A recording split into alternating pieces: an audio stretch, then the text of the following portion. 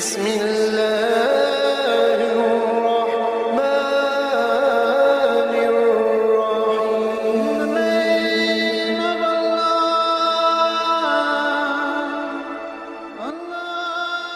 بسم اللہ الرحمن الرحیم. شروع اللہ کے نام سے جو بڑا مہربان اور نہایت رحم والا ہے. دوستو، آج کی ویڈیو میں ہم خانہ کعبہ کی تاریخ کے بارے میں بات کریں گے. جب حضرت آدم علیہ السلام بہشت سے زمین پر تشریف لائے تو بارگاہ الہی میں عرض کیا کہ خدایا، میں یہاں نہ تو ملائکہ کی تسبیح و تکبیر سن سکتا ہوں اور نہ کوئی عبادت گاہ دیکھتا ہوں، جیسا کہ آسمان میں بیت المعمور دیکھتا تھا جس کے گرد ملائکہ طواف کرتے تھے. جواب الہی آیا کہ جاؤ، جہاں ہم نشان بتائیں وہاں کعبہ بنا کر اس کے گرد طواف بھی کر لو اور اس کی طرف نماز بھی ادا کرو. حضرت جبرائیل علیہ السلام ان کی رہبری کے لیے ان کے ساتھ چل پڑے اور انہیں وہاں لائے جہاں سے زمین بنی تھی، یعنی جس جگہ پر جھاگ پیدا ہوا تھا، اور پھر وہی جھاگ پھیل کر پوری زمین بنی. حضرت جبرائیل علیہ السلام نے اپنا پر مار کر 7ویں زمین تک بنیاد ڈال دی، جس کو ملائکہ نے 5 پہاڑوں کے پتھروں سے بھرا: کوہ لبنان، کوہ طور، کوہ جودی، کوہ ہرا اور طور. بنیاد بھر کر نشان کے لیے چاروں طرف کی دیواریں اٹھا دیں. اس طرف حضرت آدم علیہ السلام نماز پڑھتے رہے اور اس کا طواف بھی کرتے رہے. طوفان نوح تک کعبہ اسی حالت میں رہا. اس وقت وہ عمارت تو آسمان پر اٹھا لی گئی اور یہ کعبہ کی جگہ اونچے ٹیلے کی طرح رہ گئی، مگر لوگ پھر بھی برکت کے لیے یہاں آتے تھے اور آ کر دعائیں مانگتے تھے.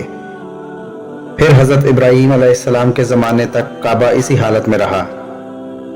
جب حضرت اسماعیل اور ہاجرہ اسی میدان میں آ کر ٹھہرے اور ان کی وجہ سے یہاں کچھ آبادی ہو گئی، تب حضرت ہاجرہ کے انتقال کے بعد حضرت ابراہیم علیہ السلام کو حکم ہوا کہ اسماعیل علیہ السلام کو ساتھ لے کر یہاں عمارت بنائیں. اس کی نشانی اس طرح فرمائی کہ ایک بادل کا ٹکڑا بھیجا گیا تاکہ اس کے سایہ سے کعبہ کی حد مقرر کر لی جائے.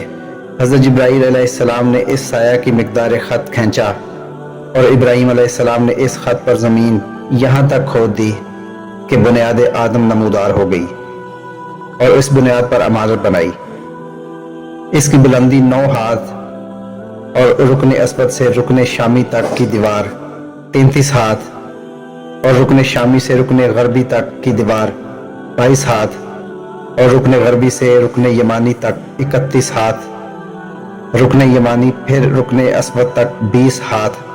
لہٰذا اس وقت یہ کعبہ مستطیل کی شکل تھا. حضرت ابراہیم علیہ السلام نے خانہ کعبہ کے اندر ایک طغار سا بنایا تھا جو مثل خزانہ کے تھا کہ کعبہ کے لیے جو نظر تحفے میں آئیں اس میں رکھے جائیں گے.